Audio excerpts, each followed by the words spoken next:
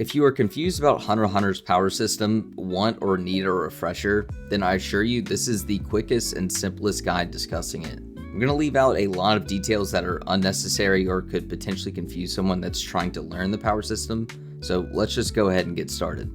Hunter x Hunter's power system is called Nen, and it refers to the ability to use aura, which is your life energy. Everybody has this natural life energy, and it passively leaks out from every individual until you learn to control it. Initiation is how you open your aura nodes. This is done slowly by meditation training, or in the case of Gon and Killua, through a much more dangerous way by forcing your aura into them.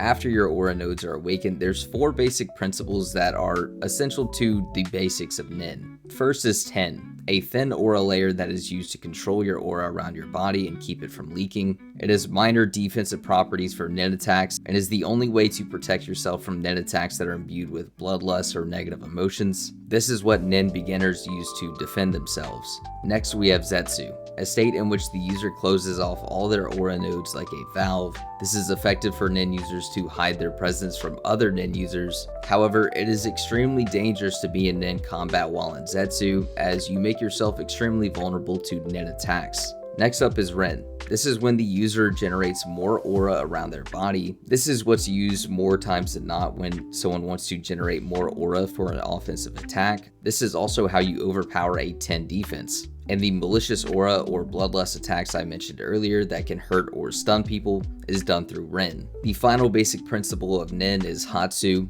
It is your personal expression of Nen. I want you to think of this as like your signature move that most people won't be able to replicate and is unique to you. If you watch JJK, this is sort of like a curse technique, except you have to create it yourself and it's typically a longer process. The type of Hatsu that best suits you is based on a chart of your natural affinity, but I'm going to get into that a little bit later.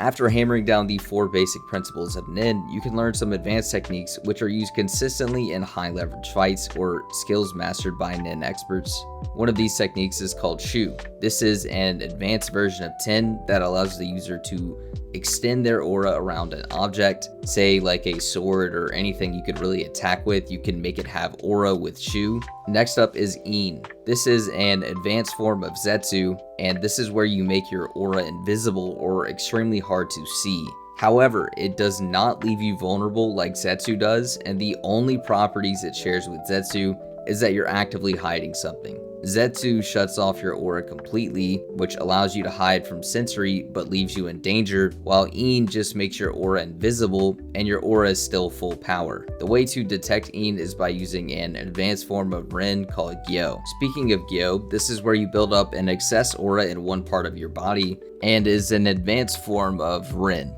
This is what beginners can use to make their attacks a bit stronger than standard Ren attacks, and this is also what Nen users use to see In when they focus aura in their eyes. Throughout the series, you will mostly see Gyo only being used to read aura or detect invisible aura. Next up is En, an ability to sense things around you. This is done by combining your Ten with your Ren. It forms a unusually big circle or radius around you, allowing you to detect everything that moves. An expert can detect the exact amount of leaves falling from a tree, for example, all within this radius. The distance of this radius is typically very small for a weaker Nen user generally, but advanced Nen users can have ends up to 1 to 300 meters. En is also pretty effective at detecting users of Zetsu. The next advanced technique, and one of the most important, is Ken, a combination of Ren and Ten. However, this combination of Ren and Ten is for combat and not sensory like En.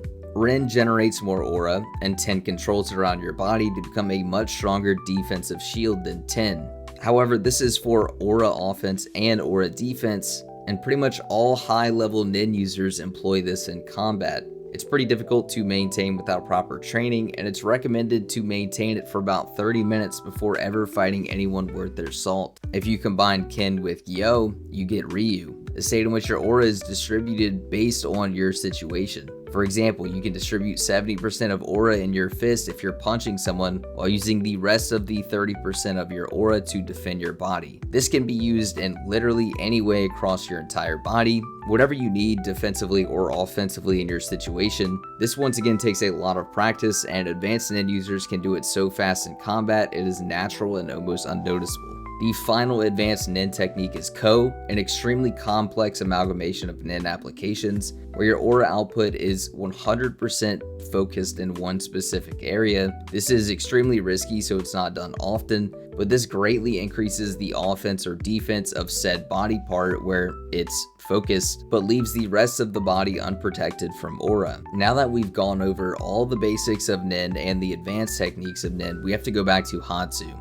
which, like I said earlier, is basically your unique ability. Now, in the Hunter x Hunter universe, all Nin users are born with a natural affinity towards a certain type of Hatsu. A manipulator has the ability to manipulate objects they have a close affinity with. For example, there's a character that uses spinning tops named Guido. They are disconnected from him and they have their own aura attached to them. This is a manipulation Hatsu. Transmutation is changing the properties of your aura to be different. Hisoka is a transmuter, so his aura has the properties of rubber and gum. So his Hatsu is him actively using aura that has these properties. Enhancers are just stronger at using the physical Nin applications that I mentioned. They don't even need a Hatsu to be strong, they can still make one if need be. Emission is projecting your aura outward like an energy beam or detaching your aura as a projectile. Finally, Conjuration allows you to summon things with your aura like custom weapons or even entire environments.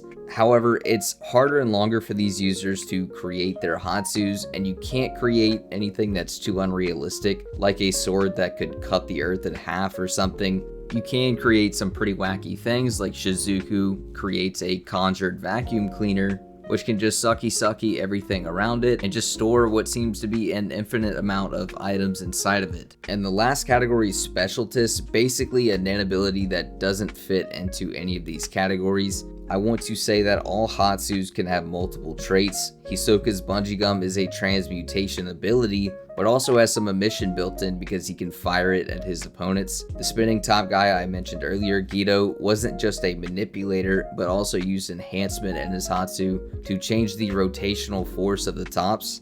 You also don't have to create a Hatsu that is your natural affinity. You can just make one that's completely different. However, this is very hard and less effective. This is because depending on where your affinity lies affects the power of your other potential Hatsu. So if you're born an enhancer, you will only be 80% effective in transmutation and emission, 60% in conjuration and manipulation, and a specialist is nearly always 0% for anyone not born with it. This is what the chart would look like if you were born a conjurer. Same idea, just rotated to fit the location of conjurer, with specialist being 0. Like I said, it's this way for 99% of Nin users. I hope you enjoyed, and make sure to check the pinned comment for timestamps going over everything I mentioned here. Thanks for watching, and bye.